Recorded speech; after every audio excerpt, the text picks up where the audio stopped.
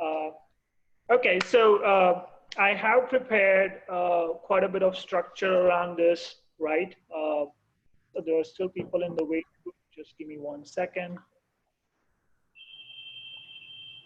I think my food got delayed. I'll be back in 1 second.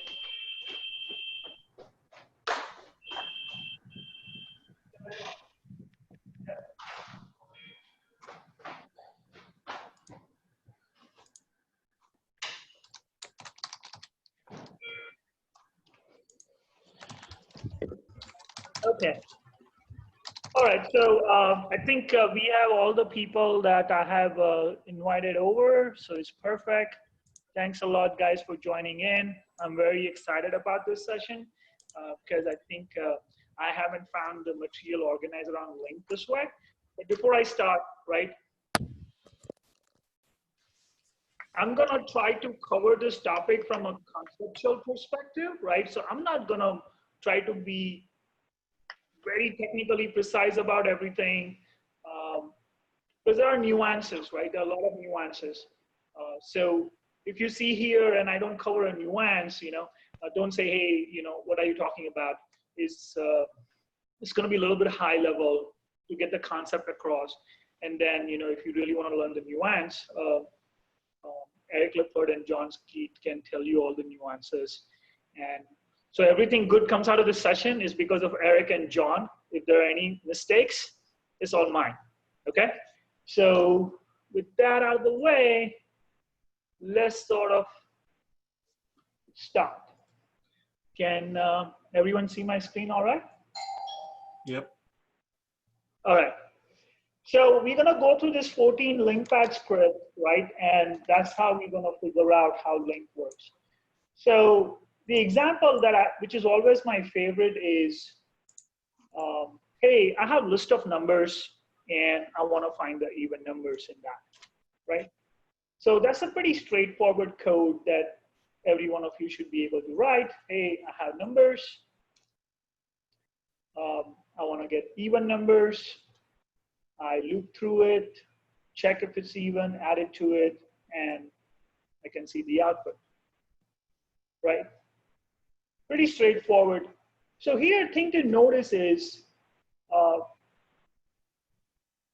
there is a lot more focus on the mechanics of what's happening versus what you're trying to do. That is, I want to get even numbers, right? There is a for loop.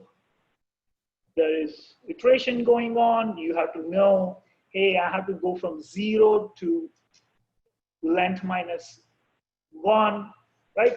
Too much nuances around the mechanics instead of focusing on the logic that I care about.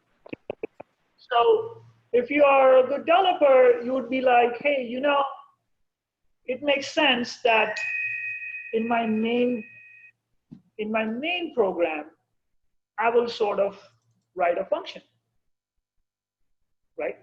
Get even numbers. I'll pass the numbers list, right? And I will sort of hide away the mechanics. Does that make sense? Right? So this would be sort of the next.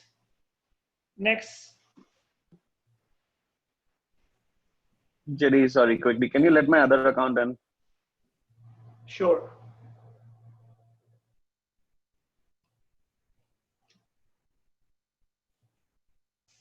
I think I mistyped it. Right? So we sort of abstracted the logic away.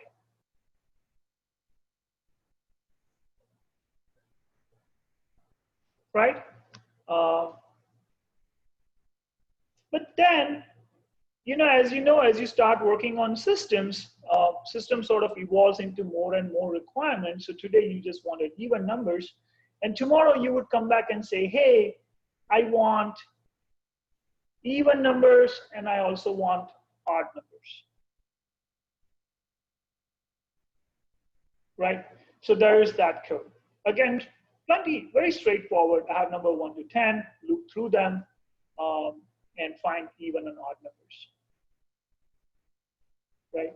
And here, if you notice, right, these two are pretty much identical except for this guy, right, and this guy, right? Everything else sort of remains the same. So what can we do about that, right? So what we can do about it is say, hey, let's write a new function called get numbers based on a filter. Instead of get even numbers or odd numbers, we'll say get numbers based on a filter, and we will pass in a numbers. Right now, but here, the tricky part is, how do you pass the filter logic, right? Because you guys sort of really intuitively understand that, hey, I can pass a list of integer, I can pass an object, or I can pass, basically any sort of object passing, you sort of get it intuitively that, hey, this is an object, I can pass it to a function, right? But now we want to pass a function to a function, right? How do you do that, right? And that's where delegates come in, right? Delegates basically let you pass a function to another function. And how do you do that, right? So you will have to define a delegate, right? And for our use case of, hey, I want to find even and odd numbers, right? In terms of defining a delegate, what you have to define is, hey, what does your method take as input, right? Whether 0 to n parameters, right? And what does it return as an output? And that is how you define a delegate, right? So in case of our current scenario, right, you will say public delegate that takes an integer I, and it will return me a bool, right? And you need to give a name to the delegate. So we'll call it, let's say, integer filter. Okay, so here, if you think about it, right, to convert anything into a delegate is very simple, right? If you have this function, right, how do you convert it to a delegate, right? You can literally take the same function definition, right? You call it a delegate, right? You might want to give it a more appropriate name, but that's about it. And you don't have to write the method body, because you are just defining the input and output characteristic of the function, not the implementation of the function, right? So in this case, if we see, if we wanted to generalize this to guys, right, we can say, hey, sorry.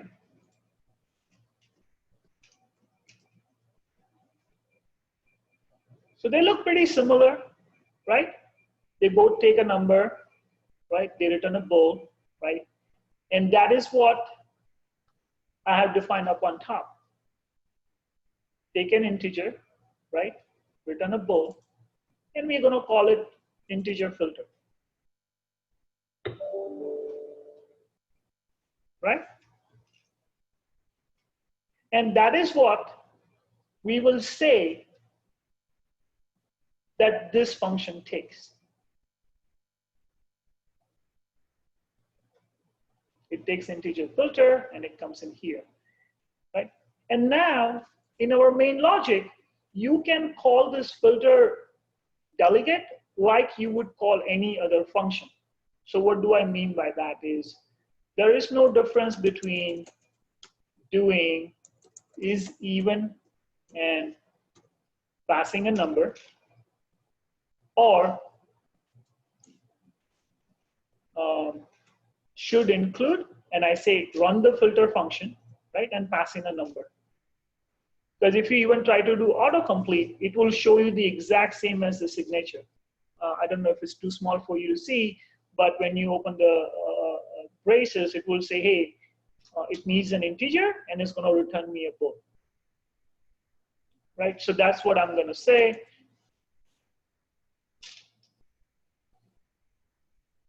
Right? So then I will say, hey, I'll just rename my variable a little bit differently, and I'll say, hey, run the filter function on the current number, check what it returns, and if it returns true, I will add it to my result set, and I will give it back.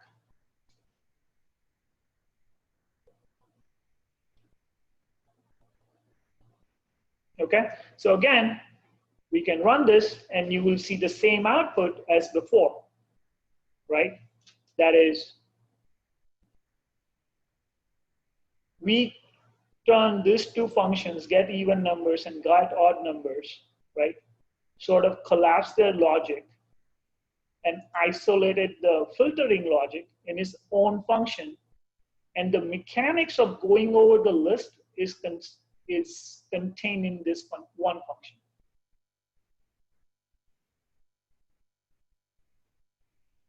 Right? So before I continue, is everyone agreeing with what I covered so far in terms of what a delegate is and how we came from this step, that is a bunch of code in the main method, to this step where I now have a basic primitives logic where I can say, hey, given a list and given a filtering criteria, I can get a new list based on that criteria. I'll pause here before we jump to the next script. Could you just scroll down a bit for a moment? Sure. This is all the way to the top, by the way. Yeah. Could you scroll at the bottom, at the last one? Sure. Yeah.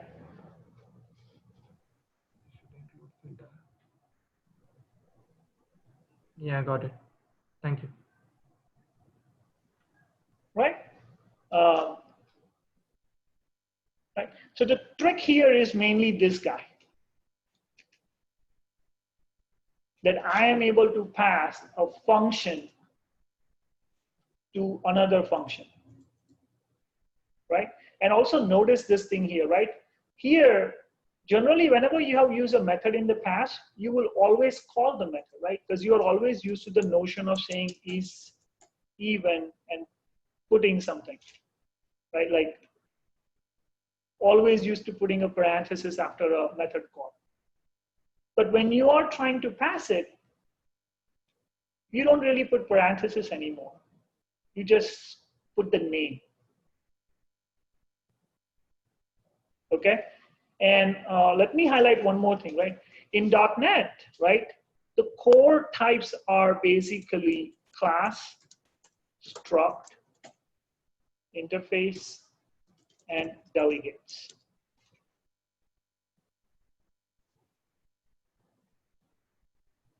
These are the only 4 things which are there in terms of a type concept. That the runtime actually understands what these things are, right? And that is why I covered that previous session, what I mean compiler, because runtime only understands these 4 things as far as types are concerned. Right? Runtime, in addition, understands few more things like field, method, etc. Right? But types, this 4, right? And to add there, right, everything that we are discussing, it relates to strongly typed languages, right? So those you will have to really adjust all the concepts when you talk about languages like JavaScript or Python, because they have an entirely different model on how they solve the problem. But for something like C#, which has a which offers a type system, right? And it's a strongly language, everything needs to have a type. Everything needs to have a type. There is nothing without a type in C#. Would Can I it be correct? Go ahead, Shishir. Would it be correct to say that you cannot have another delegate with the same input and the return type? Good question. Okay, why do you say that? Because that's all that's important to me. I think in this case, like like anything that I'm passing in should be taking in a certain type and returning a certain type. So it's like nothing else matters, right? So would I be able to define a delegate which does the exact same thing but has a different name? Which Sure. Let me ask you this. Let's define a person class, right? Can I define another person class which looks exactly the same?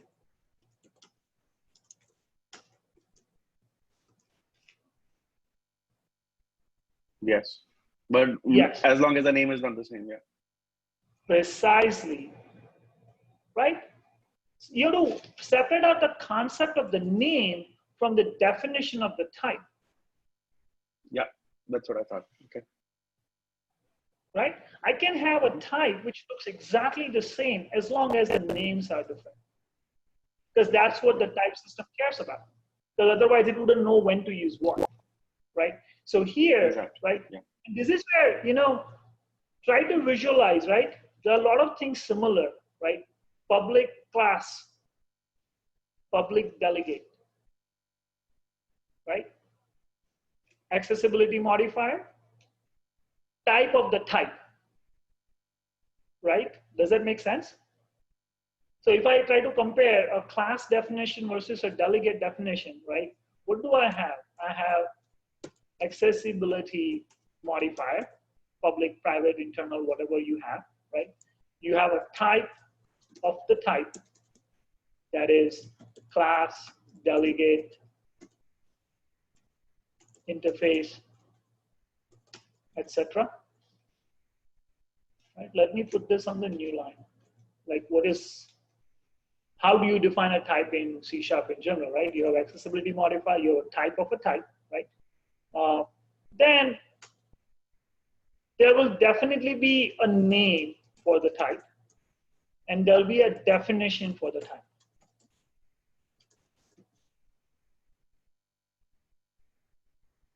Right? So now try to read the definition of a class with this idea, and then try to read definition of a delegate under the same criteria. And that should make sense how delegate is also just a type. It's just the way you define it is different. Right? So that was a very good question. I hope this is clicking because this is very important concept. The delegate is also a type, just like any other type. Yes? Okay, someone say yes so that I can continue because Yes. it's very different. Okay, perfect. All right.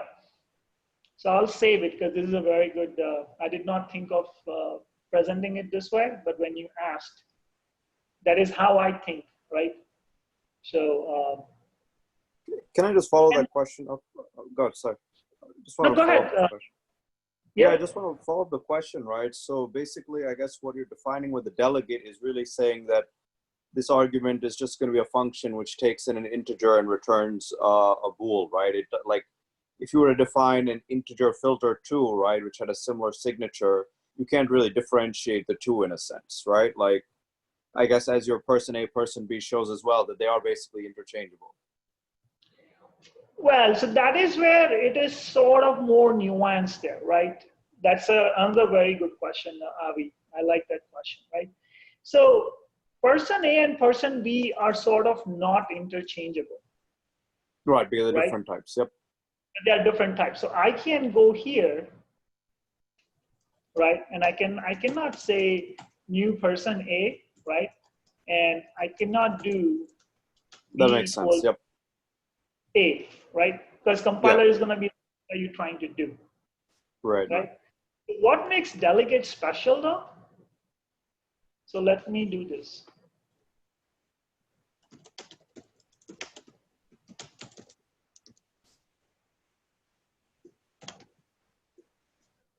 Right? So we agree that these both are delegates which define essentially the same thing. Take an integer I, right, and return a both.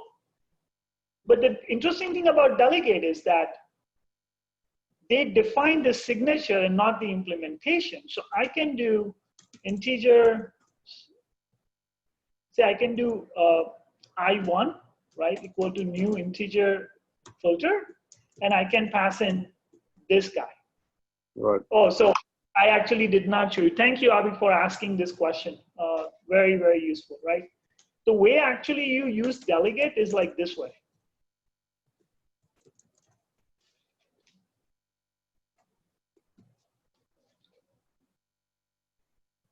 Right. Right. Define it. Okay. Right? You create an instance of the delegate and you pass in your method definition. And look at how similar that is to me doing P1 equal to new person A.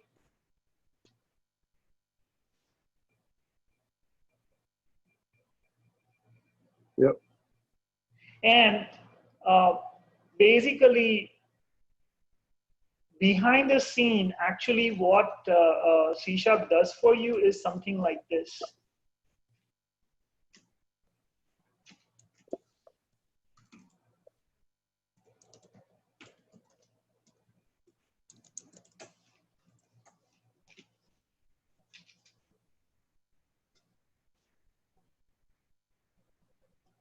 And I should have actually written the code like that. It would have been more clear.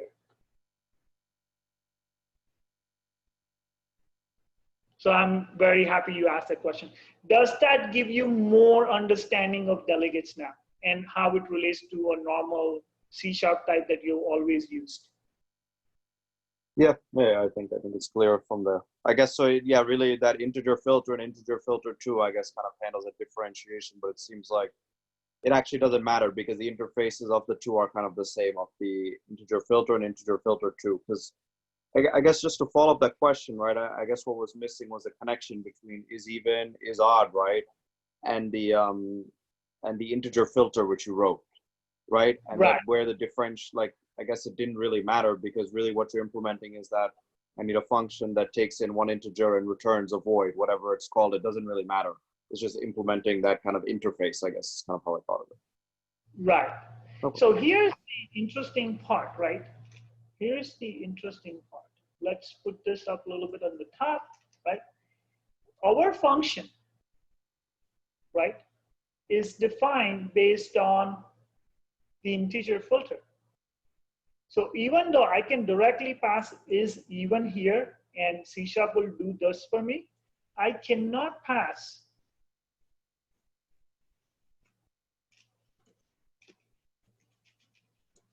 I2 here. Compiler will complain. Yep, that makes sense. Right? So even though I'm able to do what I did on the above, right? Right? Compiler won't let you do this line. It will only let you do this line. Even though essentially these two methods are same as far as the input they take and the output type they return. Right. Okay. Okay, that makes sense. Thank you. Great. Any other questions? Because it's really, really important that we all have thorough conceptual understanding of delegates before we can go to the next script. Hey, JD, can you hear me? Yeah? Hey, so what happens if you overload the get numbers based on filter to also have another version that takes integer filter 2? then when you call it, what would happen? Like you would have to. Sure. So it will work. It will work. So you can do this, right? And that's the beauty of it. Other concepts that you know about overloading and everything, they still all hold valid, and that code will now start working. But now if you see. No. But I'm saying, like, if you don't, like, do you now do you have to say new integer filter 2, or if you want to just pass in it's even, you can, right? Yes, exactly, and that's what it is complaining. It doesn't know which overload to call. So now you see it is complaining here. Our original code which was working, now that is breaking. And here the error is the call is ambiguous, right? Because now C# compiler doesn't know whether to do new integer filter is even, right? Or new integer filter 2 is even.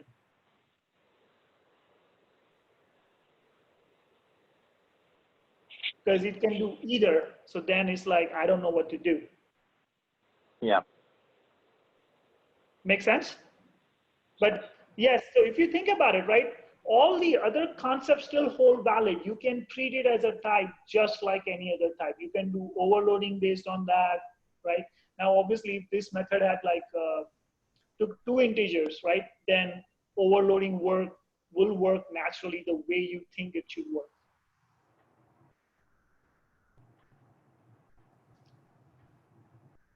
Any other questions? Are we all extremely clear on delegates? Yep. Right? Just a type like any other, follows same structure as any other type. All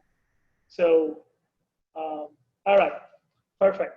So now we can go to the next step. Okay, and this is where the magic happens, right? So actually, let's look at this guy. Come back to this one, right? The is even method and the is odd method, right? Here, if you think about it, right, the language is forcing you to specify a lot of things. And there is a lot of what I like to call ceremony for you to do before you can actually express your logic, right? So if you think about this, this is the meat of the logic, right? Everything else is ceremony, right? Like, why do I need these braces, right? Why do I have to say public? I don't really care, right? Why do I have to say bull?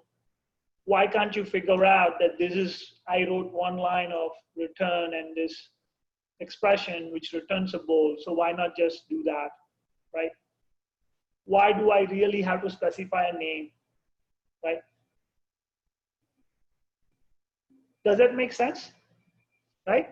So C# as a strongly typed language is generally going to force you to do all this ceremony, because the ceremony is how it ensures that everything is correct, right? Now, just because there is a lot of ceremony required behind the scene doesn't mean that C# language cannot improve to reduce the ceremony that you have to do, right?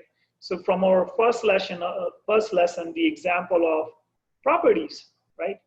First, back in the day, you had to define a backing field and do a get and set. Then you are just able to say get set, and you don't have to define the backing field, right? The compiler writer sort of remove that ceremony for you, right? And that is what is happening with C# these days, right? They are trying to remove as much of mechanical work as possible so that you can focus on solving your own problem, right? And that's what lambda expressions basically are, right? saves us from writing all the boilerplate, right? I still have the same function here, get numbers based on filter. It still takes a list and it still takes an integer filter, right? And earlier we were passing this named function here. But now I can do this.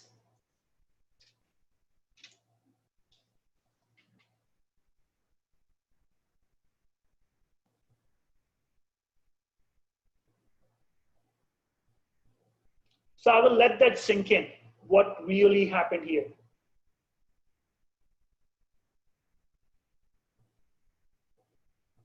Okay? And in a sense, a lambda expression is nothing but a different syntax for you to write a method.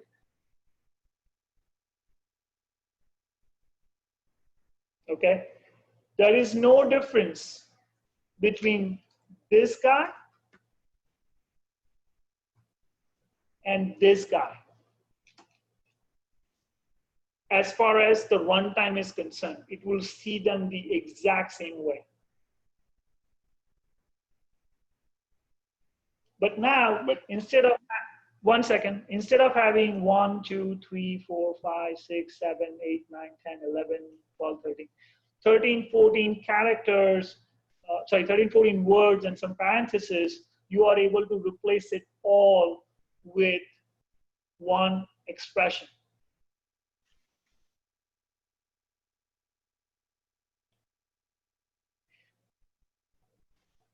And that sort of begs the question as to what is an expression and what is a statement? Does anyone know what is an expression and what is a statement as it relates to programming languages?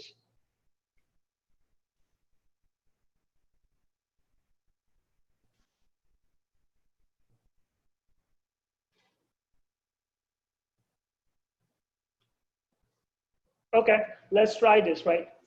What would you consider this guy? Is it a statement or is it an expression? Because everything you write is either a statement or an expression. Every single line that you write, that you guys have been writing, it is one of the two. It has to be. Right? So what is this? And can anyone care to take a guess? Expression. So this is a statement. This is a statement. It does something, right? As allowed by the language construct. An expression always produces a value. So if I have a number, say 10, right? And if I write I by 2, this portion right here is an expression because it produces a value, right? And that value got assigned to Y. And this whole thing, so the whole line is a statement. I by 2 is expression within statement.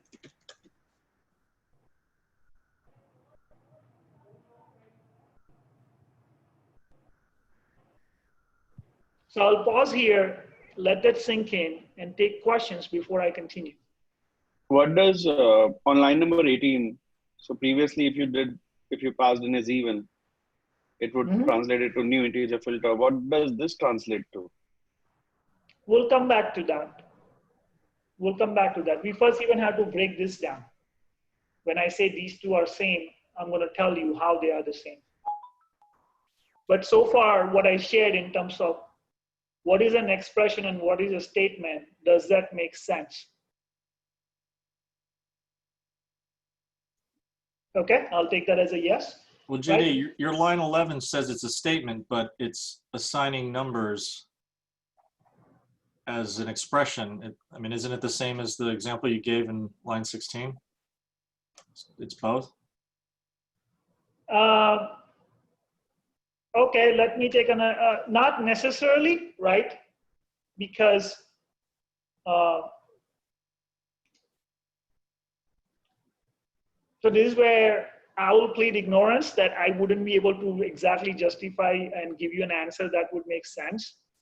From my understanding so far, that's a statement, right? Let's say you have a method called is even, right? So if I do this, is even and 10, what is that? Would you agree that's a statement?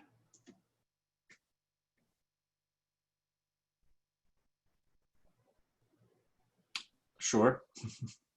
Right? So I will come back and try to find a better way to express the difference between expression and statement for you guys, right? Maybe we could say that a statement is complete within itself and expression is not. Thank you, Ritesh. I know you teach C, so that's a great way. Did that make sense? Alan? Could you repeat that? I didn't catch it. So we could differentiate a statement and an expression in such a way that a statement is complete within itself. So if you look at line number 17, where I is 10, that statement is complete. Whereas if we see the expression that is I by 2, that's a part of something. It's not complete within itself. We would say that a statement is complete. It makes sense when we read it. Okay. Right. So you would write statements, and within statements, you will have some expressions that produces value. And let's not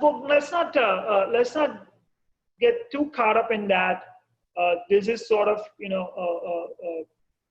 as I said, even I don't know how to really articulate it well. And well, let me continue, and it will sort of start making sense, right? Like the reason I'm saying this is mainly because they call it lambda expression, right? So that is why I brought that up. That, hey, what do you mean by expression? So when I say expression, expression produces a value, right? So now let's try to break this guy down. When I said that this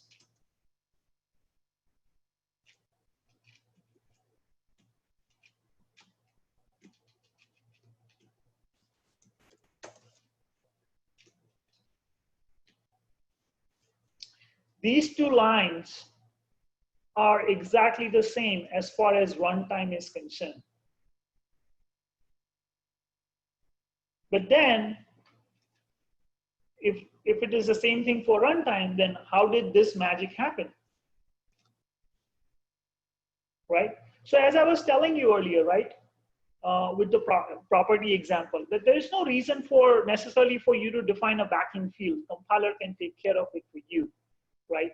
So in the exact same way, when you put a lambda expression, behind the scene, compiler will generate a method that looks like this. And let's try to break down one by one how, right? So for example, public accessibility modifier. In the context of a program, you can, let's say, make everything public or internal, right? Compiler can make that choice for you. So that's why you don't see public here. You can put some meaningful default and not worry about it, right? You have a variable name. Well, you have a variable name there too. So that's good. You have parentheses. Well, parentheses got replaced by equal to and greater sign, right? And the idea is that when you use this, you are saying that on the right-hand side of it, I'm going to write an expression. That's why it is allowing you to skip the parentheses, right? So that. Now the interesting part. Integer. Now that seems very material, right? That, hey, I need to specify type, right? Everything in C# has to have a type. I didn't say anything about integer here. Then how did it figure out the magic? So that is where we have a concept of type inference. That is, based on the code, compiler will try to say that if you write, it knows that this guy takes an integer filter, which is defined as a function taking an integer, returning a Boolean. So I think I can infer that number is an integer, and I don't have to make user type it. So that is where this went, right? And if you wished, you can obviously also do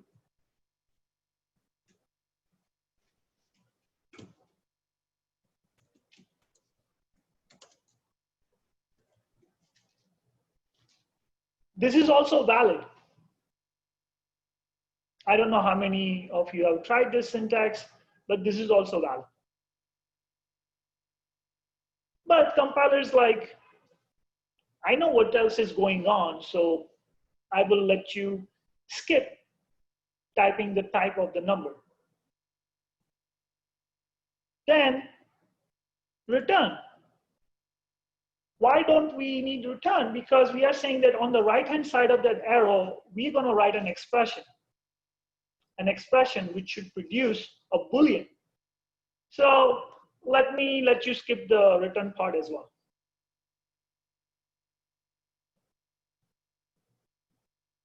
And that is what Lambda expressions are. Removing the ceremony and let you express a logic you care in terms of the expressions versus specifying every single detail.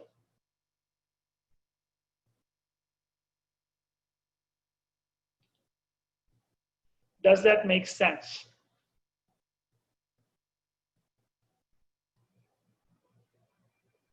Because when this clicked for me, it was a real aha moment for me personally, right? And now going back to Sashir's question, right?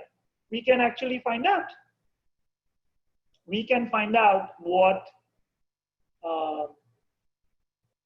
compiler does behind the scene. And that's where we will go to our trusted sharplab.io, right? We'll say numbers.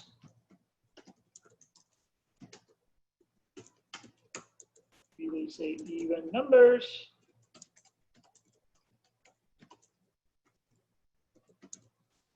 I know right now Todd is like, stop typing fast.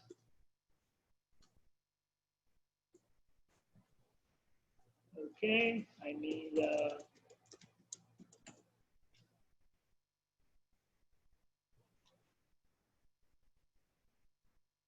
I hope everyone can see this. I'm going to take it up somewhere else so that I can talk about what compiler did.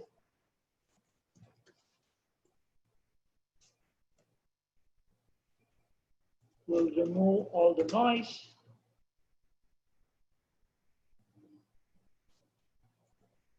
We'll take what we originally wrote. So this is what we wrote.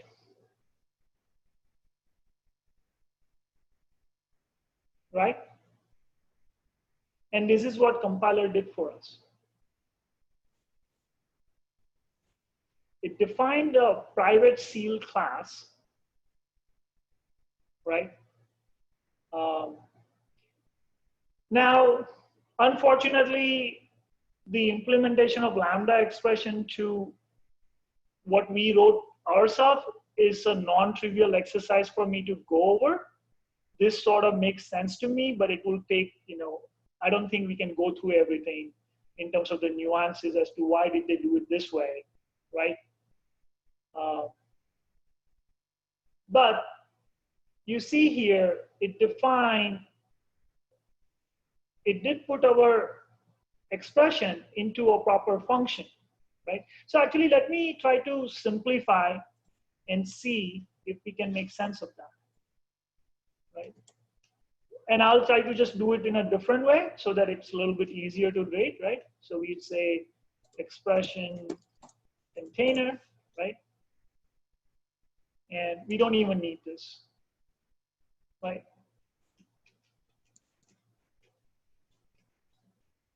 is even,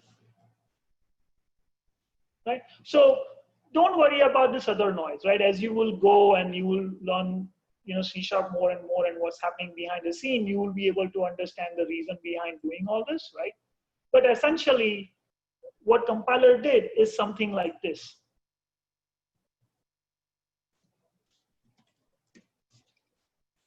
Right? It took this guy and it did this thing.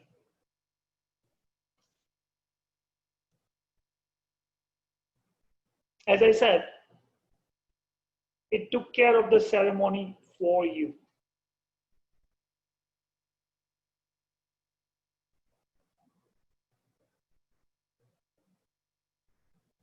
So I want to pause here and I want to go around and ask if this makes sense to everyone.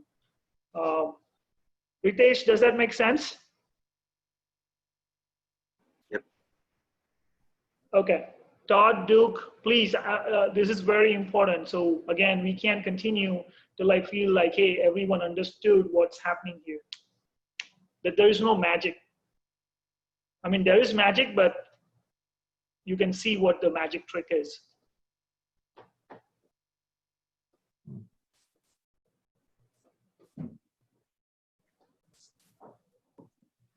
We all good? Can someone say yes so that we can continue? Yes. Okay, perfect. So key concepts, right? Expression versus statement. Lambda expression is nothing but a very short way to write a function method. And what it all makes possible is type inference. So this is a technically valid term. You can use it. C# compiler can infer the type based on the context that it has available. Right? And Todd, this goes back to that other question you were asking me, where you are like, oh, why is it complaining that I cannot, when you use the null coercing operator? Because that expression produces a nullable bool, and system, it expects a non-nullable bool. Does that make sense, Todd? Yep. Perfect. All right, I'm going to save this, right? Very good. Now, so far, if you look at this guy, right? Like we had a function, then we passed in a list, and we passed in a lambda expression. Seems pretty good, right? Pretty good. But let's sort of take it to the next level. We want to make our code read a little bit better, right? So then how about we create an integer extension method class and define a extension method which takes a list of integer, right? Takes the filter and does the same logic. Now I can write something like this: numbers.filter, take in the number, and do divide by 2 and check the remainder. And as you remember from the first session, right? This code is still same as this code.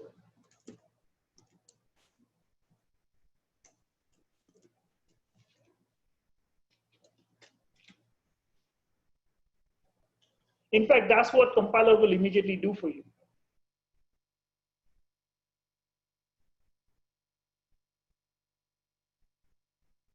Right? These two are same. But now this one, I hope you guys agree that this one reads a little bit more natural. Right? Numbers.filter, and I specify my lambda expression, and I'm good.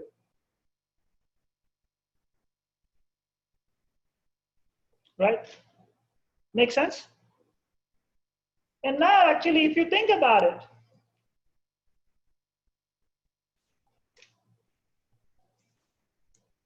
this is what Linq's where method essentially is.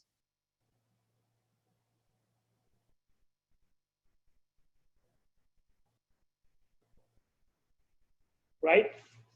Think about it. I can also do even numbers too.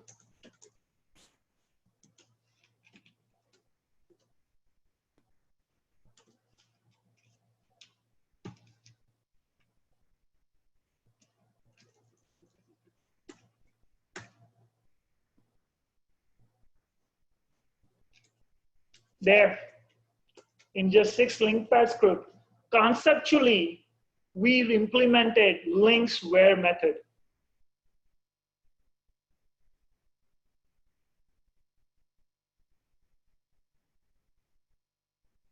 Because where method is literally an extension method in some class on IEnumerable. There are some nuances, right? We have sort of narrowed our focus to a specific type, and that's what we'll cover next. But conceptually, that's what the where method is. And that's what we just implemented in like 50 minutes.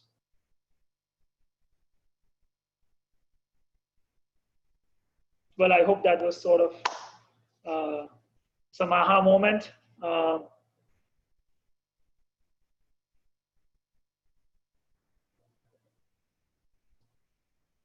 Yeah.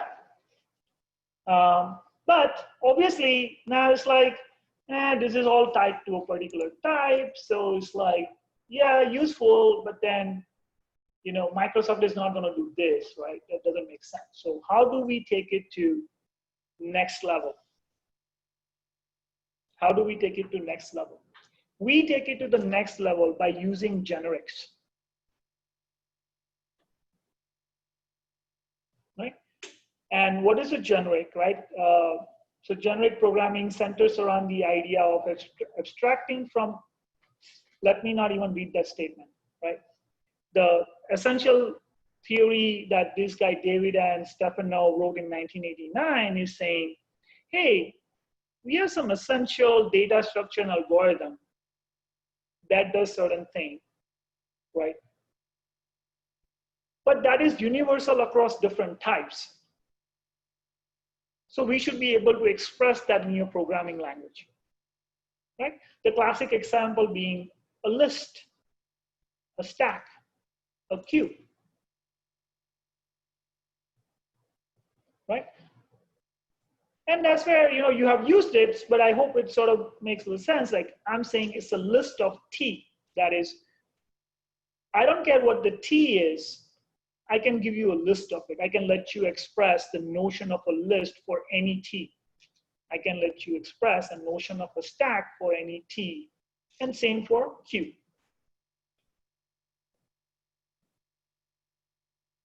Right? And just like this makes sense for a class, it also applies to delegates. You can have generic delegates as well. And this is something you will have seen everywhere, func action, and this is what they are. Action is basically defined as a method that takes 0 to n parameters and returns void. Func, a method that takes 0 to n parameters and returns a single value. Right? So somewhere in the .NET framework, someone wrote public delegate void action. Right? Then someone wrote public delegate void action T, and T is the argument. Then someone wrote T1, T2, T1, T2, T3. I think it goes up to like 10 parameters. It's all defined in the .NET for you. Same thing with the func. Right? Func for function. Function should return a value. Action means I'm doing something. I'm not going to return a value.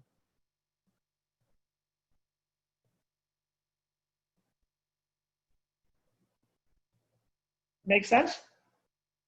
So now, my question to you guys is, can someone tell me how can you express integer filter as one of the existing action or func? Can someone take a crack at that?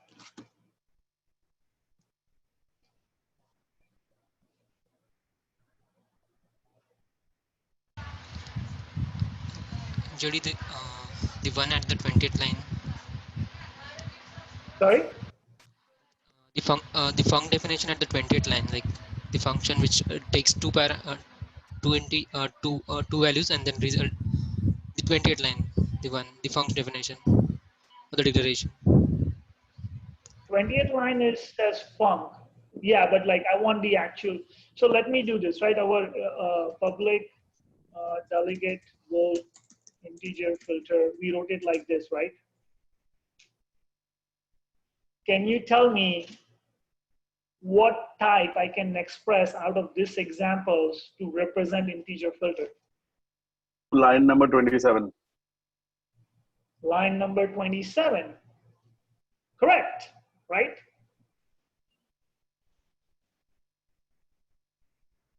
This generic delegate says that I take one value and I return one value. So that fits into the definition of integer filter. I take one value and I return one value, right? Makes sense? But line 27 is correct, but within line 27, what would we actually define it as? Can you replace the T and T result for me?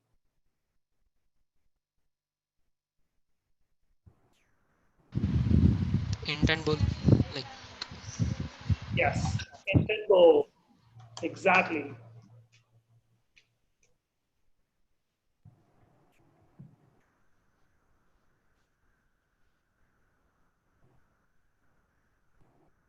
Right? Integer filter can be represented as a generic type func where it takes one integer and returns Boolean value.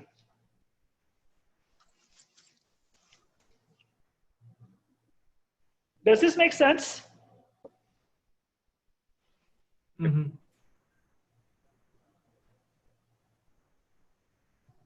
And then the reason we are doing this is basically, you know, why make everyone write their own delegates, right? The high level delegate definition is very simple, right?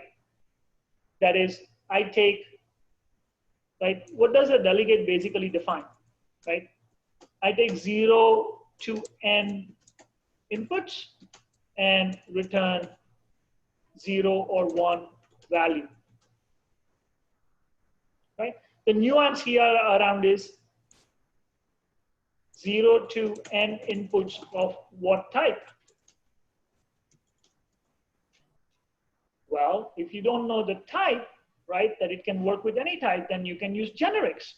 So then I can say, hey, I'll define action T, right, like public delegate void action T, T argument, right?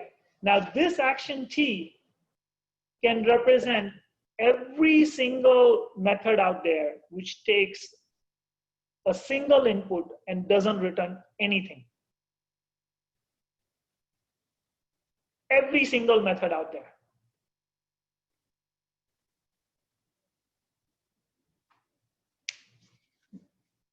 Does that make sense? In the sense that, let me say this one, right? You can do A1 equal to new action int. You can do A2 as new action string, right? I can do A3 as new action bool.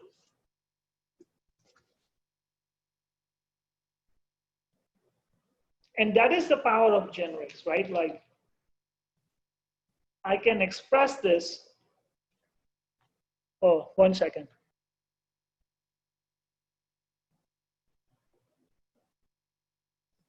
Sorry, Duke got dropped off. Duke, you in there now?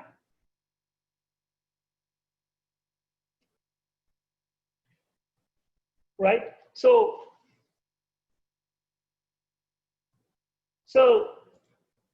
I don't need to write different delegate definition. I can write a master one and then just let it say that it varies on T, and I can have n number of them.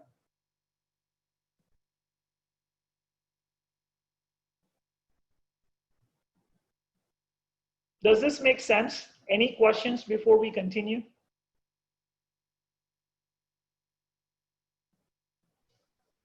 Okay, so now that is clear, right? We can replace our integer filter with a func int bool.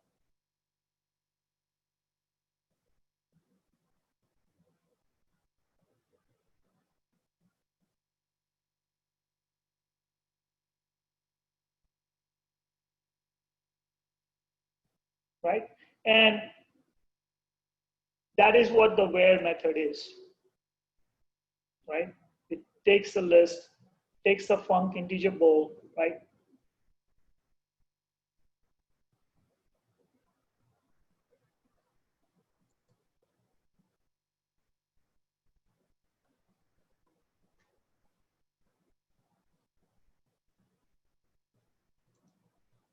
So there is a lot of quietness, and I think this is little mind-bending stuff. So either, I don't know, are you guys afraid of asking questions, or is everything clear to everyone? I am not able to get that sense. Can someone volunteer and ask me some questions? Don't be afraid, like there are no stupid questions. This is really mind-bending a little bit. So I would rather not continue till I get a sense that it makes sense what we are doing. All right, so basically this is going to keep you from having to create delegates for every one of your functions. This is going to be more of your, what'd you call it, removing of the ceremony? Yes. So you know what? Thanks, Alan, for asking that question, because I just thought of an example which would help it make clear how generics are helpful, right? We all agree that this makes sense. We started with this example, makes sense, complete sense, right? Mm-hmm. Okay, great. Tomorrow you have to do some way to find out, hey, how am I gonna get some string filtering logic in? So I'm gonna have to now say,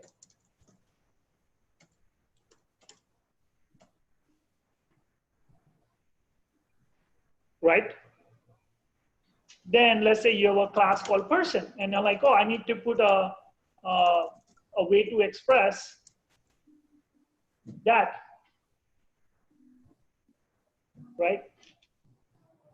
Another type, let's say I wanted to do some filtering on position class, right? So position filter.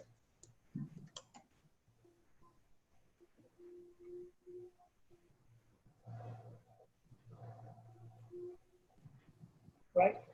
What you can express as all of these guys that takes one input, returns one output as func t result, right? And why we call it t result is because it's at the end, and I'll come back to that, right? But in particular, a func of t and a bool, right? All of these are that, right? So this guy, in a generic way, we can represent it like this.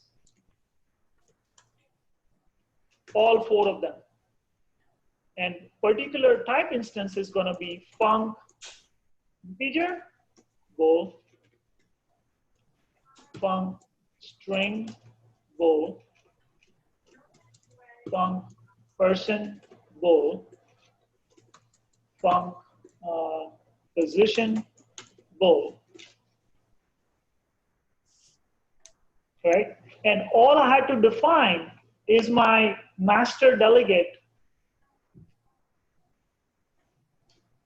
like this, and I don't have to do anything else. It serves all my future delegate use case definition.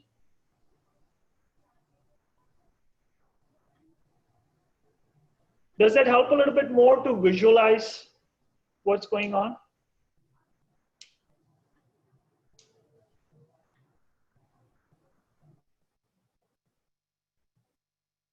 Todd?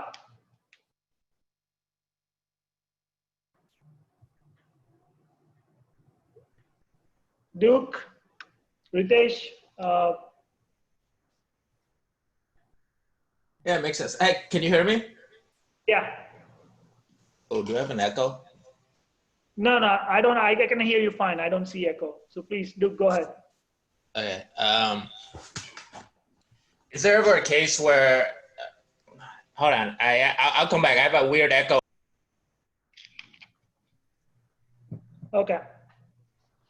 Could I just ask a couple questions, right? So regarding this action function, right? These are built into C#, these templates. Is that correct? Or these are just an example you're giving? That's a great question. That's a great question. One thing now you guys need to start understanding and using is something called BCL, Base Class Library, right? And use it as a separate concept from C#, the language. Okay?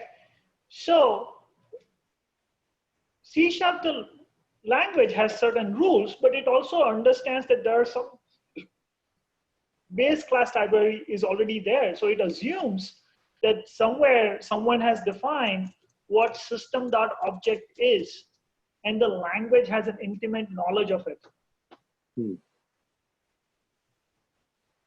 Right? That is, when I write a class called public class test, right? It's actually always that it derives from object. You don't have to say that, but it's assumed. But C# language knows that and it puts that for you, right? So there are some things in the base class library, right, that C# language knows intimately about.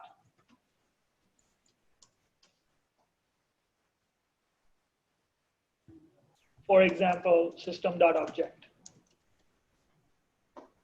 I see. Okay, so I think line 21 actually answers it. Yeah, because so they are basically defined. These are not like I don't need to do the ceremony at the top each time of defining the delegate. Right. So And then, all this is defined, but the C# language itself doesn't care that you define it this way. Right, okay. But meaning you as a user of when you're writing code, you're not going to write these lines highlighted. This is kind of given to you, like Right. system.print line or whatever. This is given to you. And so then Right. the second question is, then I guess for most practical purposes, then do you actually define explicit delegates, or would you most likely use it like this, where you say func of these two types as you shown? Great question. Before generics, you had to define delegates. Oh, okay, okay, okay. Right? Now, thanks to this action and func, there is never a need to write your own delegate. Okay. Ever. Perfect. All right, that makes sense. Right? And that is the key concept, right? Do you guys agree that if this one goes till, say, action T1 to 310 and func T1 to 310, like every reasonably defined method that you can write, it will fit in one of the slots. Does that make sense? Right? So, and so that is what we are trying to say here, right? Like, why keep defining these things, right? Because right now we are solving problem for integer, then we might have to solve it for string, for this and that. So let's use generics to express our need at a higher level, and let that be the definition. And I think this also removes that kind of ambiguity at the beginning. We talk about integer filter 2, how are they related, whatever, right? Really, they're just a function which takes into. Right, right. And plus, because it's part of the base class library, right? It's available to everyone. Okay. All right. Are we good with generics? Should we move on to the next step? Yeah. All right, perfect.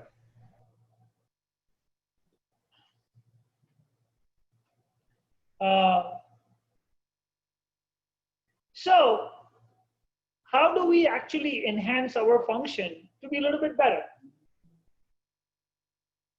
Right? So if you remember,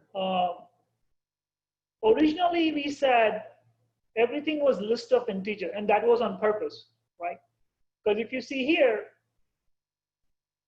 I said I return a list of integer, I take a list of integer, and I'll take a func which takes the integer, returns a bool, and I can do the filter, right? But why am I limiting myself to integer? Right? If you see this all integer got highlighted, right? I can put, instead of integer, I can put a t and make the filter method generic.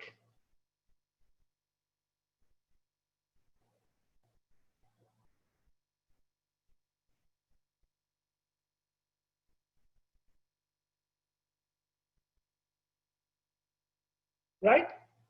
And here, let's clean up the code a little bit. Instead of calling it numbers, we'll call it items. Right? Instead of calling current number, we'll call it current item. Right?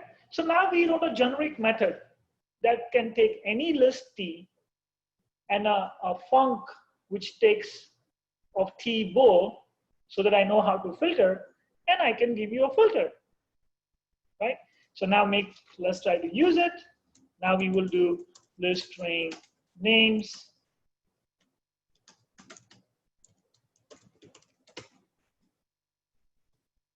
Right,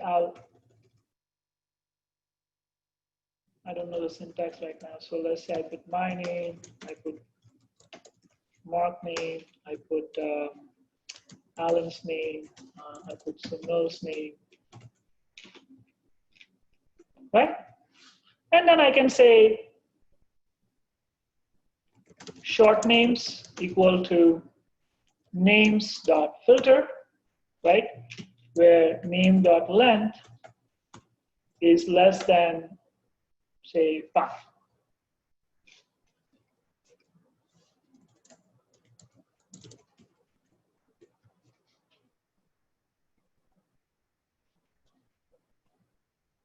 Press F5, and JD and Mark have short names.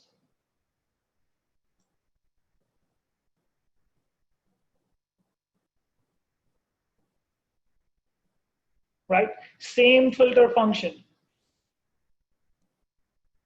But now it can work on any T.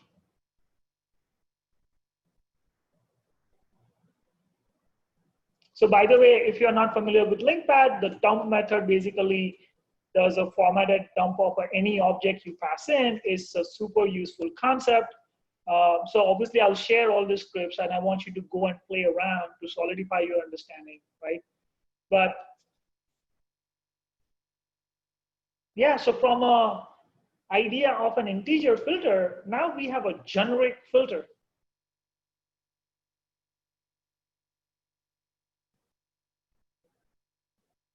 Right, and you can imagine list of position, and then you put some criteria, right? And here, because of the type inference, system knows that when you type n, it's a name, and it will have a length property, and I can put some logic. When I do it here, it knows it's an integer. Here, it's a string. Right? So let's take a pause and go here to our this function. List integer get number based on filter, list integer filter, right? We have evolved that function to write a true generic filter function.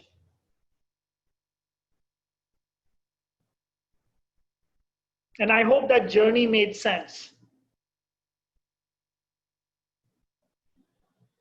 And I would also agree that, thinking in terms of the T is not going to come intuitively, right? And that is where one has to practice, right?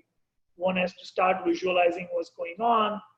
And then once you practice, I think it will fit in naturally, just like list integer fits in your head naturally, okay?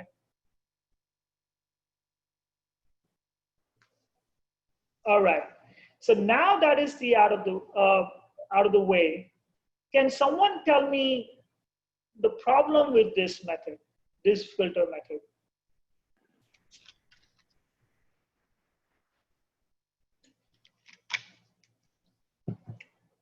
One problem is that we are limiting to take the input as a list, because eventually we are just applying a follow command. Why just restrict yourself to a list? Precisely, thank you, right? The problem here is, why are we restricting ourselves to a list? A list is a very limited construct uh, uh, in terms of what it really expresses, right? What we are talking about is, hey, what if I have a stream of T and I don't even know where the stream is going to come from, right? Stream of something, right? And that is what I told you last week, that I want everyone to understand I enumerable T. That is basically, hey, this type represents a stream of T, right? And we call it a stream and not a list because we might be generating it dynamically. It might be an infinite stream. It never has to stop. It will keep coming up with the values, right? So this I enumerable T is a very powerful concept. So can someone tell me which method I enumerable defines?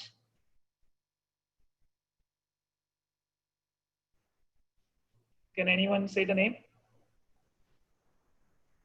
Get enumerator, right? Get For each. enumerator.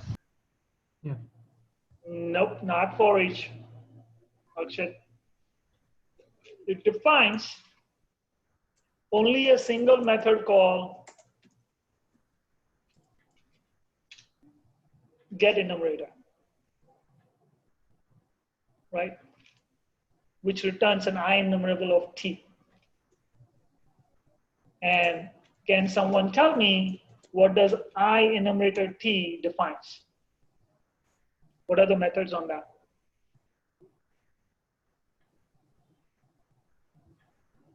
Get enumerator. No, why would it define get enumerator again? Move Will next. it? Next. Move next. Move next, reset, and a property called Current. current. Current. Right? And here the idea is that if you want to iterate over the stream, you will call the move next method, right? It will return you a bool saying, is there another item to iterate over, right? And then this current will be of type T. So you will say, hey, move next, give me the first value.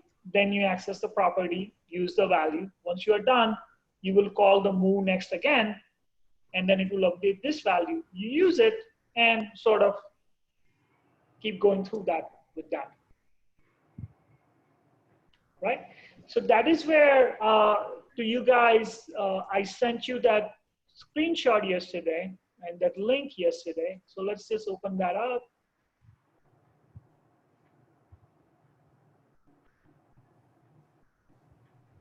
Right? When I say that I'm gonna go from number 1 to 10, right? And let me actually write.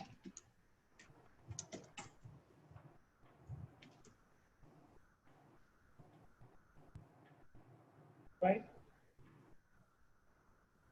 What for each does, right? It calls the get enumerator function and it calls the move next, right? And we use the current, and then compiler translate this console.write line into this line, right? And you keep looping through it till this one says false, that is, hey, I have reached the end, no more values, and then you dispose of the member.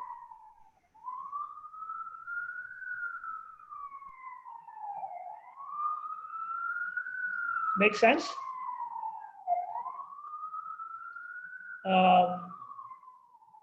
So IEnumerable is a very powerful concept, and it is literally implemented using like 20 lines of code, let's say. But it represents the idea of a stream, and that's what sort of we want to get to, right? Because a list, you can think of it, yeah, it lets you iterate over, but then stack also lets you iterate over, right? A queue also lets you iterate over, right? And the idea behind all these type definitions are to express what they can do, right? So you will see in .NET, when you see T list T, it will say, hey, I implement IEnumerable of T, that someone can go over my list. In the same way, stack T will also say the same thing. Because stack has, you know, last in, first out behavior, but it is still essentially a list, right? Qt, same concept.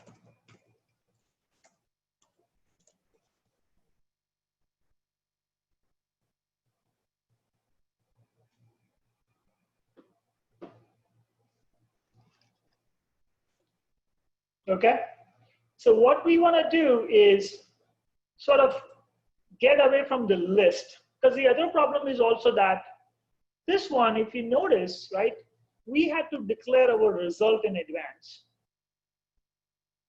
right? Now this allocates memory, and you don't know if you really need to allocate, right? It's sort of all sorts of limiting because we said it's a list. And what we want to say is, how can we express this in terms of a IEnumerable, right?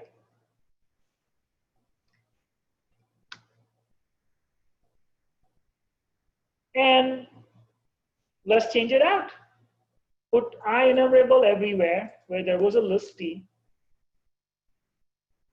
And then, as I was telling you, that for each guy and this yield return thing,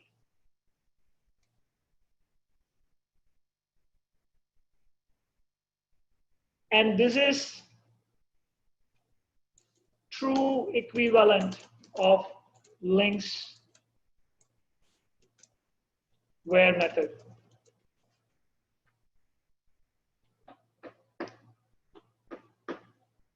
It takes an IEnumerable, it takes a func T bowl, it iterates over it, and returns an IEnumerable, and everything is streaming.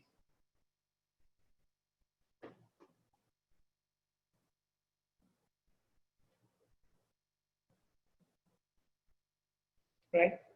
All of methods that you know, like the where method, the select method, group by, everything is defined like this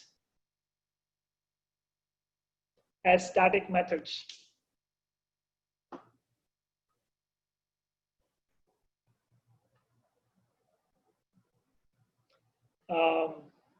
I think I want to take a pause here because I think I'm losing some of you guys. That was, I guess, a bit too much. I thought we can wrap it up. So let me pause here and let's open it up for some discussion and some clarity, and the rest of the 5 Linqpad script we'll try to cover next week. How about that?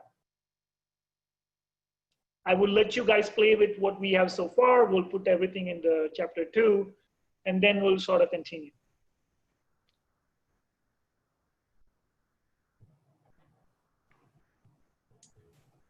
Right? Unless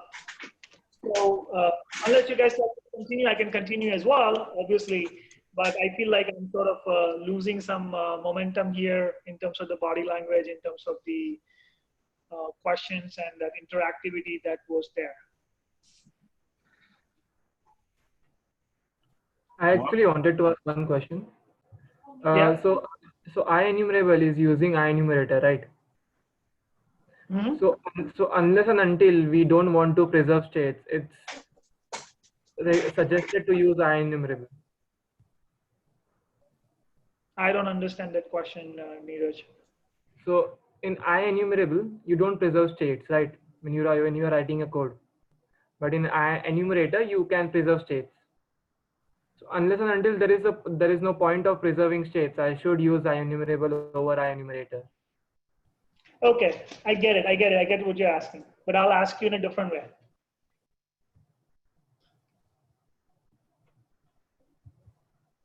When I first looked at it, right, my question was, why do we need two of them? Yeah. That's what essentially what you're saying, right? Mm-hmm. Like, why do we need two of them? Why can't we just have, why didn't we just define this guy? Because that's all we need, right? Move, next, current, and reset.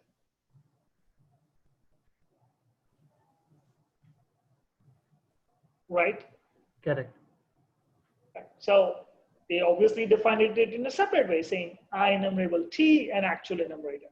What they're saying is that a type can express that you can enumerate over me as one notion versus how to actually enumerate.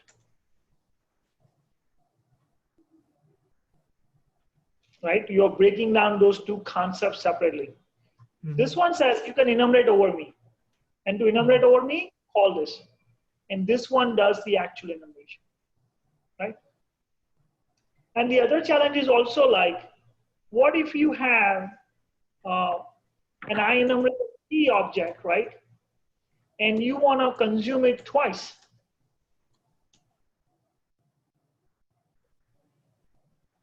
Right? If you just have everything on this guy, if there is one consumer running, then other consumer can't run because now you only have one state, right? So what I can do, right? I can say items equal to, let's say I get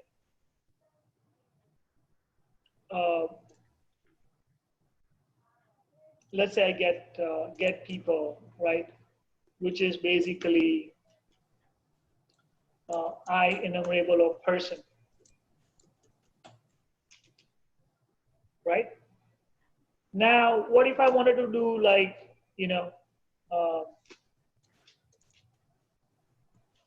I wanted to do something like ny people equal to people.where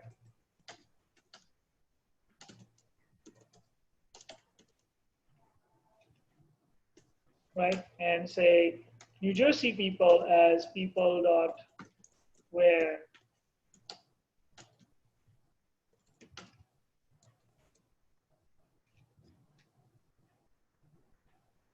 by separating these two out, I can do this at the same time. If I mix it, then there is only one T current and then it's not going to work. Yeah, got you. Right? Yeah.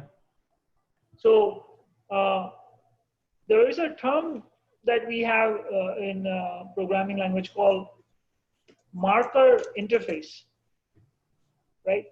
So IEnumerable T is more of a marker interface saying, hey, I offer this capability. It doesn't really have much to it. It just says I can do this for you if you want. Right? Yeah, so this one, I'm going to give you an enumerator, but that's all. I'm not worried about how the enumeration actually happens. Mm-hmm.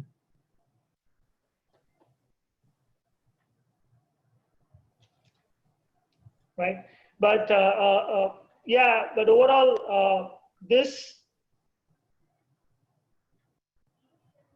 is the where method in Linq. Is simple and beautiful. Yes, I should add that actual implementation in .NET is not exactly this. It's a little bit more nuanced, but conceptually it is this.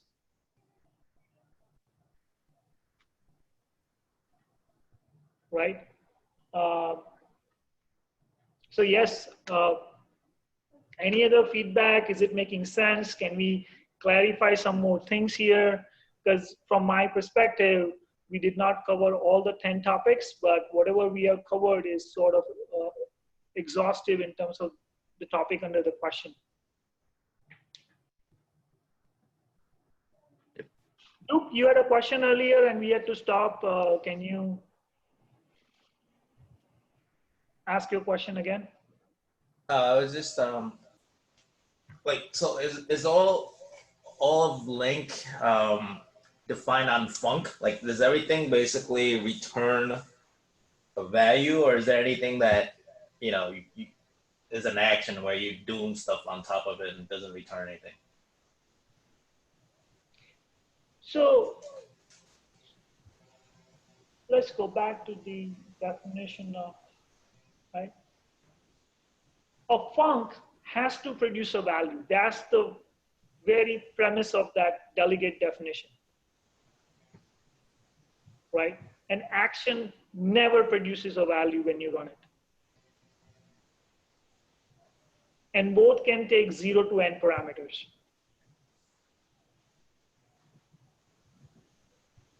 Does that make sense? Yeah, no, I understand the difference between action and func. I'm asking Linq extension methods itself. It seems to me like it always returns something, right? You're always working to return something. Is there anything any methods that don't return anything? See what I'm saying? Oh, okay, got it. Okay, understood. So generally speaking, Linq will always be a func because the reason some of the code gets messy is when you alter the state of the data versus saying, take this, do an operation and give me something. Then I will do something else with it. I will do something else with it. Right? Sort of ties into the immutable concept. Right? So what Linq will always do is, given an I enumerable, let you do where, let you do group by, let you do join, right?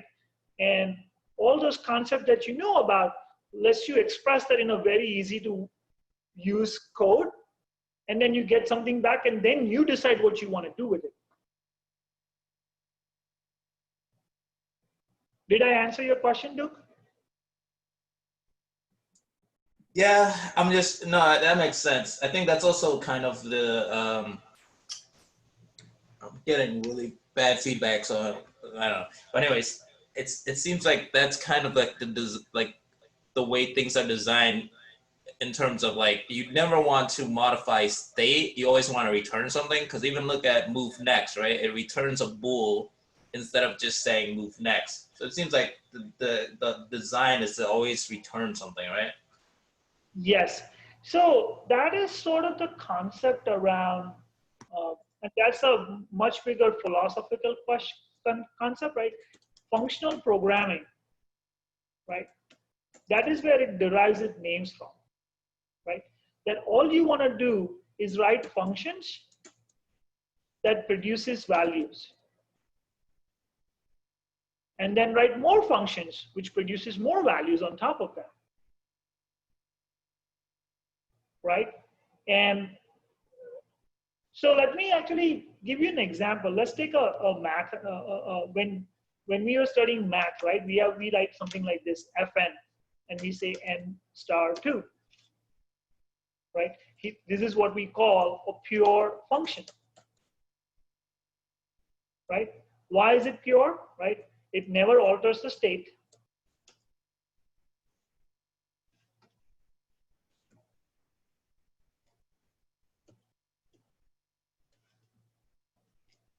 Right?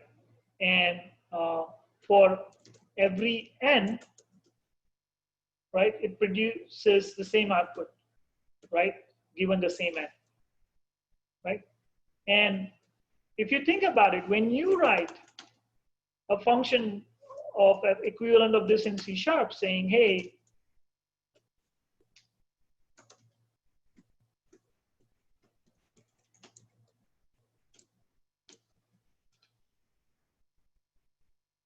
right? So this is a math function you translate into C#.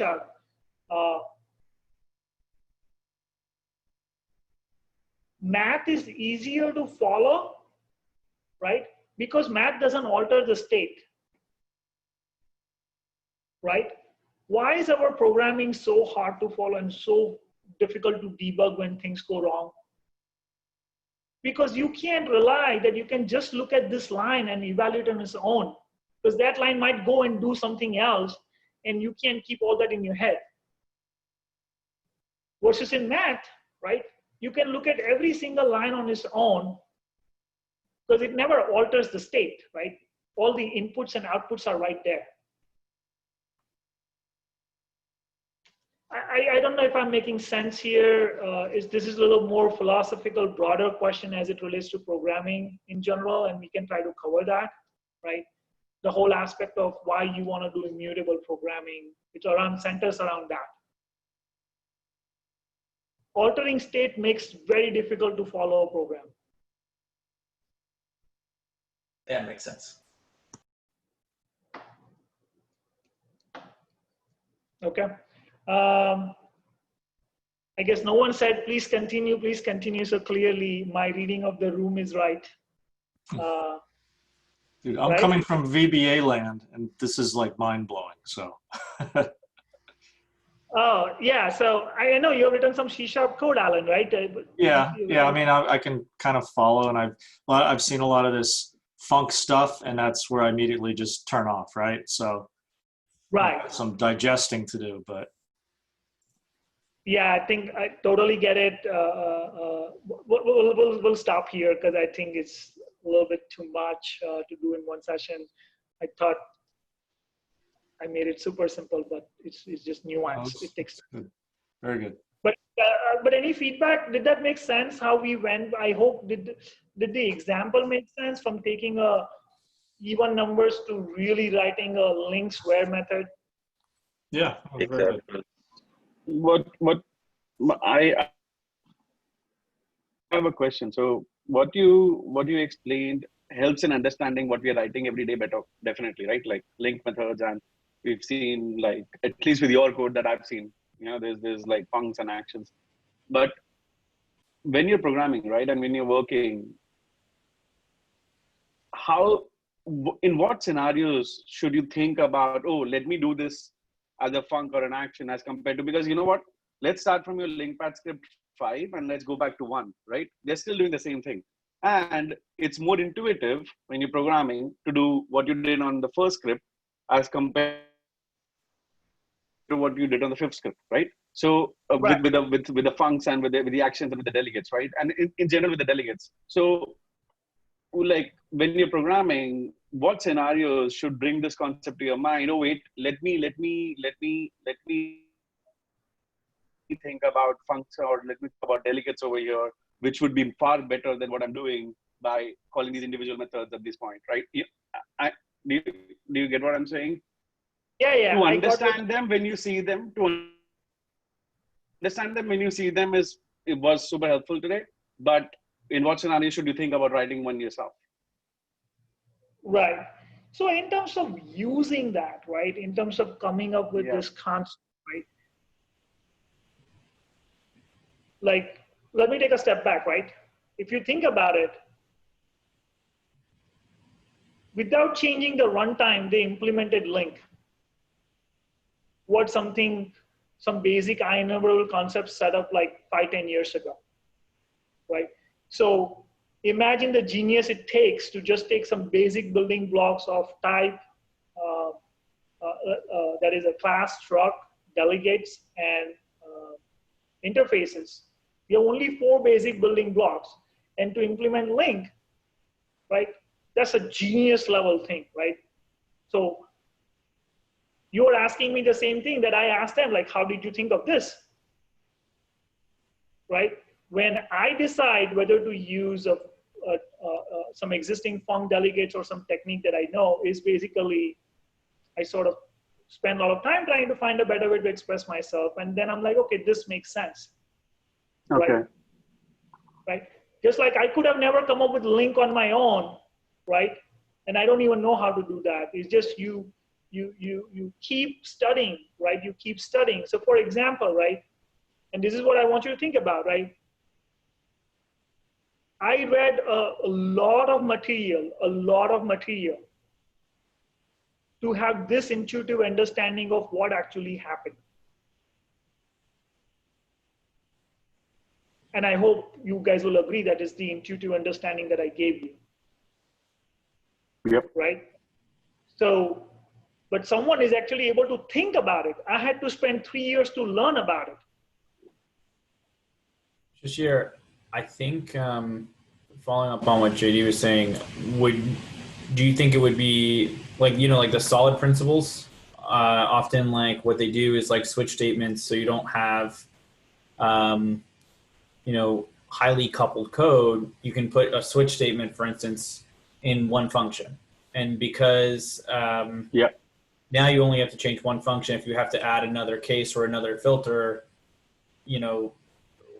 or whatever, but now like, going back to the example today, because you have that essentially like interface, for lack of a better term, you have that func with, takes in an int, returns a bool.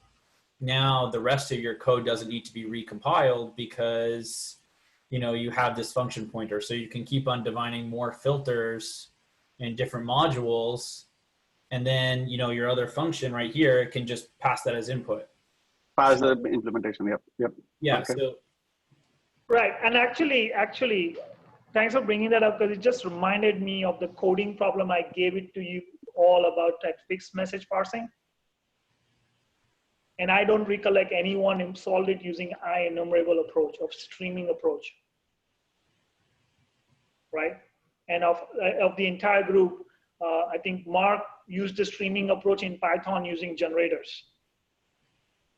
So it's about learning the technique, and then you will start to see the patterns as to how it fits in. Got it. Right? Because you haven't thought deeply about what I was just telling you, right? Why is IEnumerable separate from IEnumerator? Yep.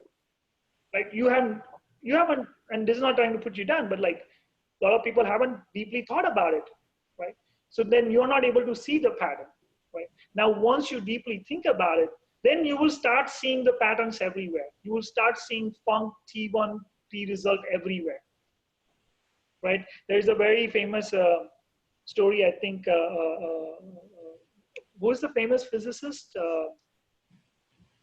Of Richard Feynman, right? Richard Feynman very famously said that once you learn to name something, you will start seeing it everywhere.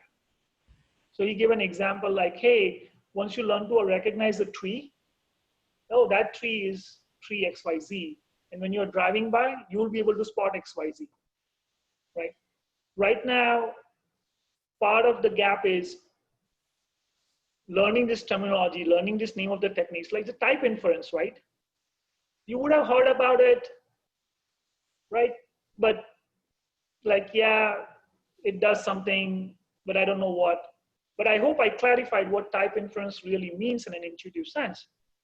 That is, you don't have to specify the type. Compiler will infer it for you. Then now when you look at the code and you don't specify type, you are like, oh, there's a type inference at play here. Right? Remember the first rule in C#, everything has to have a type. So if we hold that as a truth, and if you don't specify the type, you can just reason, oh, somewhere compiler inferred it for me. How nice.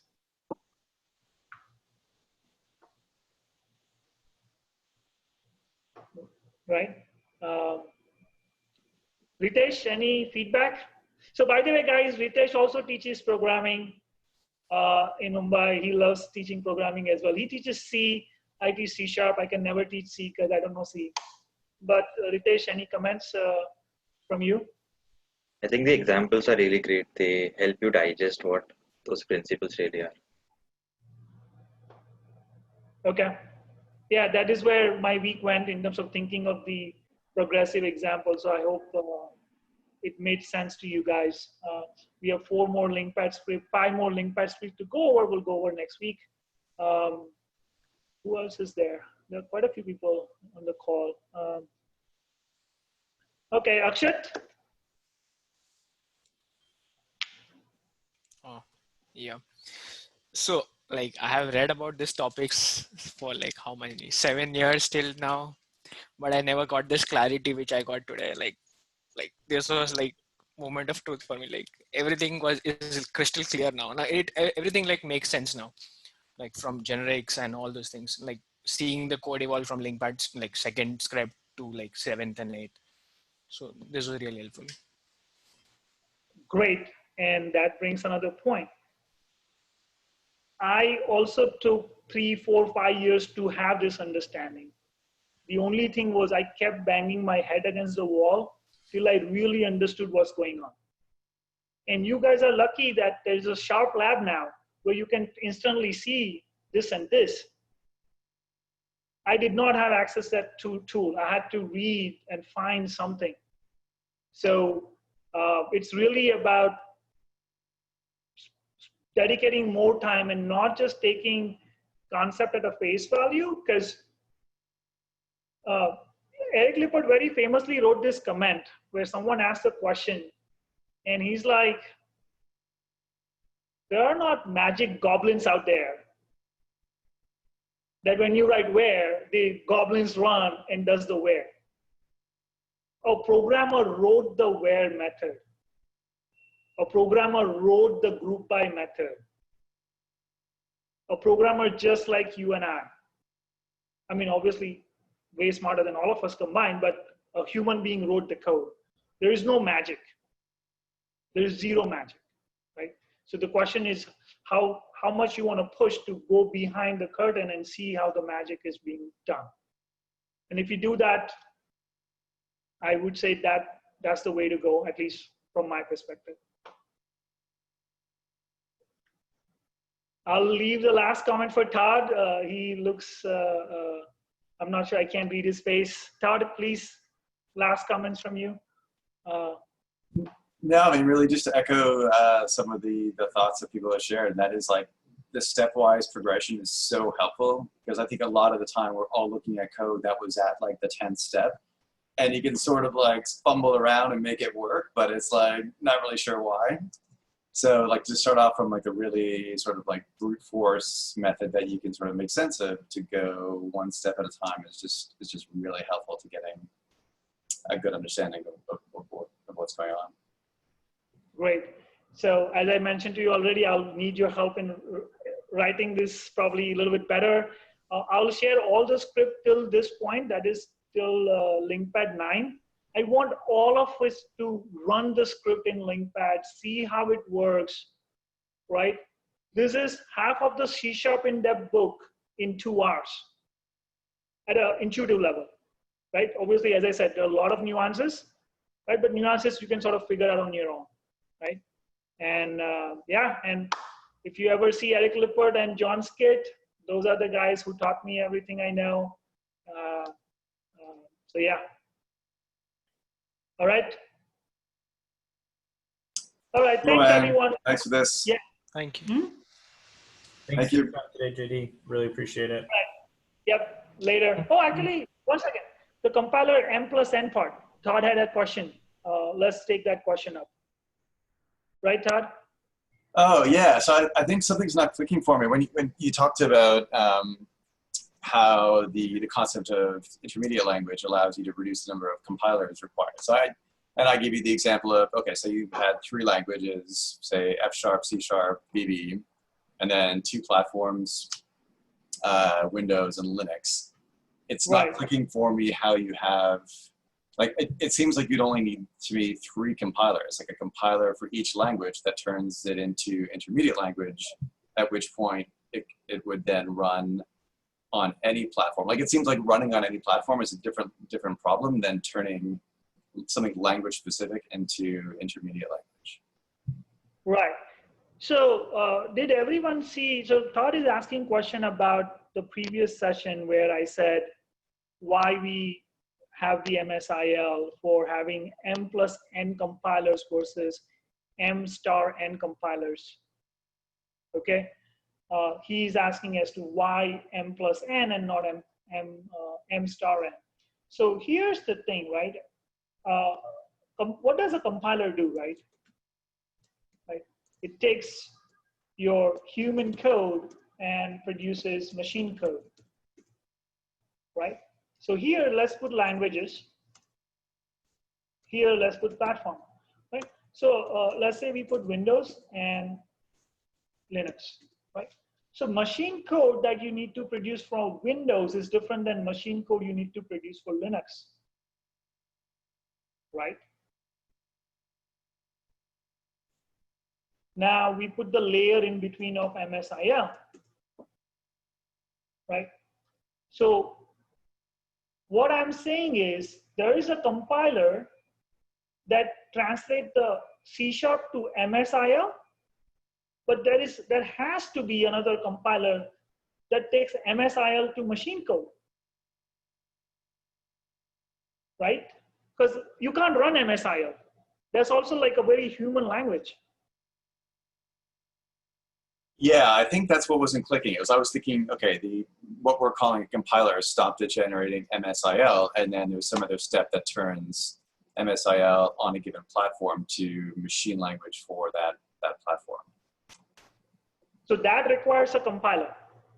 That's not free.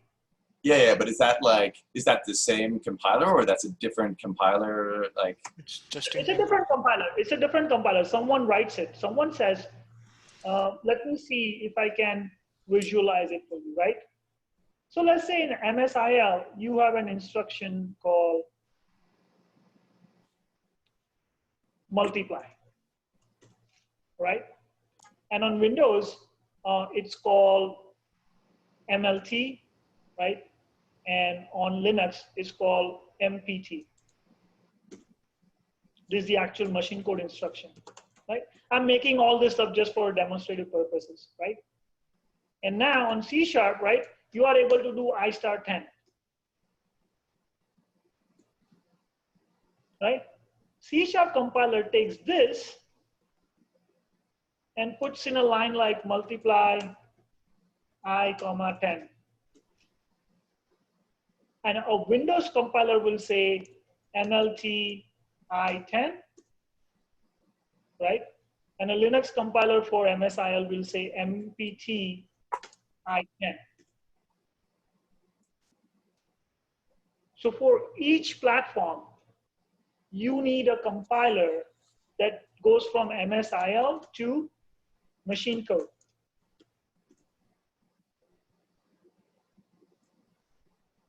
Right? And obviously, this is also designed by super smart people so that that translation is easy.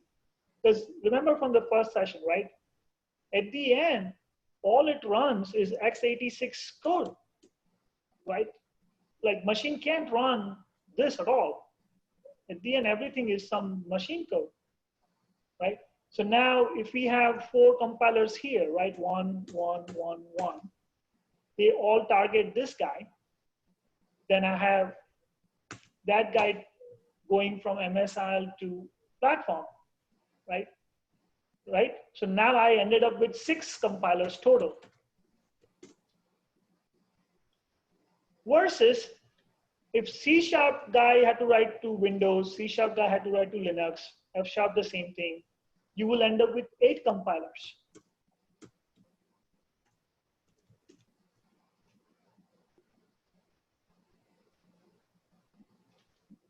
Did that answer the question? Yep, absolutely. Yep. And I think, Todd, I think this is actually kind of relevant now because Apple is moving their computing platform over to their own internal processors. So they're not going to be using x86 anymore. So they're using a different instruction set called ARM. So if you see on JD's J column where it's the platforms, Windows and Linux, for Mac, they have to change their compiler or their compilation to now work with ARM processors. So this is like, I guess, kind of a relevant piece now, I guess. Yes, thank you, Mark. Great example. So let's take an Apple's example, actually. It's a great example. If you remember, there was something called PowerPC back in the day. Then they moved to Intel CPUs. And then they will now, as Mark correctly mentioned, they're moving to ARM, right? So now each time your machine code is different because these are different kind of CPUs. And that's why it's a huge cost to switch out CPU architecture, because you have to recompile all the code and figure out how to make it happen, right? So now, obviously, .NET Core will run on ARM, right? Because why? Well, everyone is targeting MSIL. So now, Microsoft will just go and write one more compiler from MSIL to ARM, and you're done. JD, why wouldn't they have ARM write the compiler from MSIL?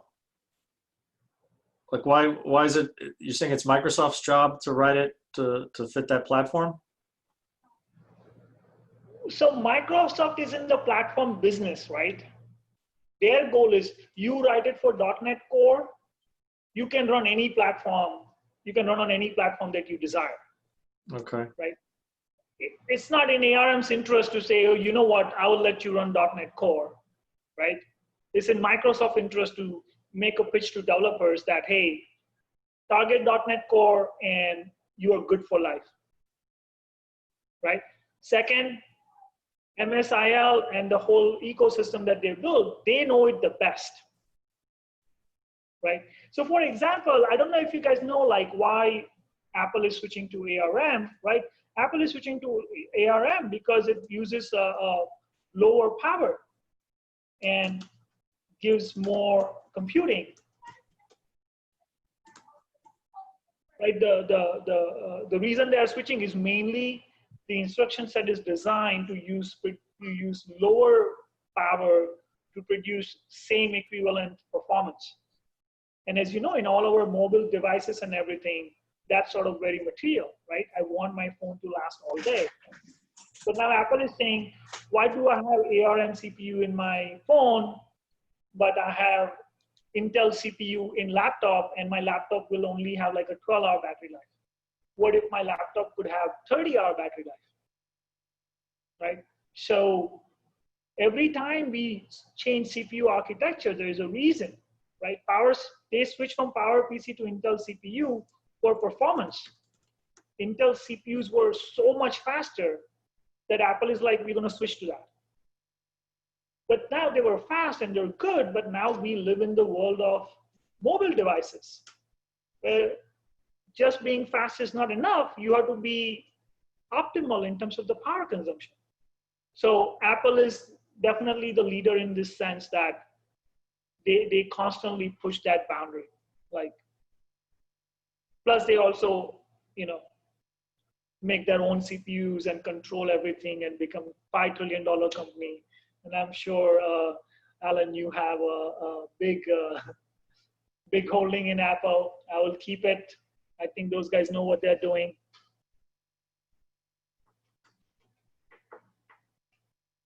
So I hope that is clear. And it's going to be sharp 2 o'clock. And we can make a stop here. And the rest of the 5 chapters next Saturday or Sunday. By the way, do people prefer Saturday or Sunday? I don't know. What's the consensus overall? Any day works. I will actually send out a doodle link for next weekend. Mark your preference with Saturday, Sunday, so that I get a sense as to what's preferred by everyone. All right? All righty. Cool. Thanks, everyone. JD. Go ahead, thanks. You guys. Thanks, JD. Hey, thank you. Have a good